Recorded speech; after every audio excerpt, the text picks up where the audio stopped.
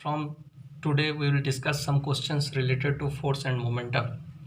Now one question is, a force F is applied on a body of mass m1 produces an acceleration a1.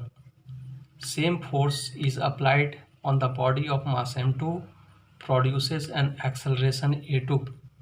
If both the bodies are connected and same force F is applied, find the acceleration by which both bodies move. Now this is the figure. The body is m1, force F is applied, and the acceleration produced is a1. So we have applied F is equal to ma, found the value of m1 is equal to F by a1. Question says same force is applied, so force F is applied here on mass m2 produces an acceleration a2. So m2 we have got F by a2. Now both the bodies are connected and same force is applied. Since both the bodies are connected, so their acceleration will also be same. So F is equal to m1 plus m2 into a. We have calculated the value of m1 and m2. I have kept the value of m1 and m2 here. So m1 is equal to F by a1, m2 is equal to F by a2. Now calculation is there. F is equal to F I have taken common, 1 by a1 plus 1 by a2, and after due calculation we have got this value. Another question is, a 8000 kg engine pulls a train of 5 wagons each of mass 2000 kg along the horizontal track. If the engine exerts a force of 40,000 Newton and the track offers a frictional force of 5,000 Newton, calculate. The first part is net accelerating force, second part B is the acceleration of the train, and C is the force of wagon 1 on wagon 2. Now net accelerating force will be the applied force minus frictional force. Applied force is how much? That is 40,000 Newton here, and the frictional force offered by the track 5,000 Newton. So subtract it, you will get 35,000 Newton, the net accelerating force. Now acceleration of the train. Acceleration of the train, that is the net accelerating force 35,000 Newton equal to the total mass of the 5 wagons. So there is 5 wagons of mass 2000 kg.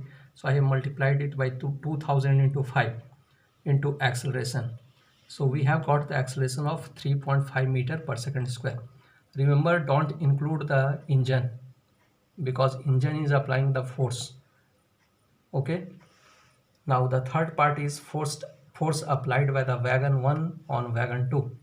Now how many wagons are there? If you remove wagon 1, there will be the 4 wagons left. So that is 4 into 2000, 8000 multiplied by 3.5 meter per second square. That is 28,000 Newton. If this is clear, you just solve the force applied by wagon 2 on wagon 3. Now the another question is, a ball of mass 10 gram moves with a velocity of 10 meter per second on a horizontal surface towards the wall. It collides with the wall and remains in contact for 0.1 second with the wall, and the ball returns on the same path with a velocity of 8 meter per second. Calculate the force applied by the wall on the ball.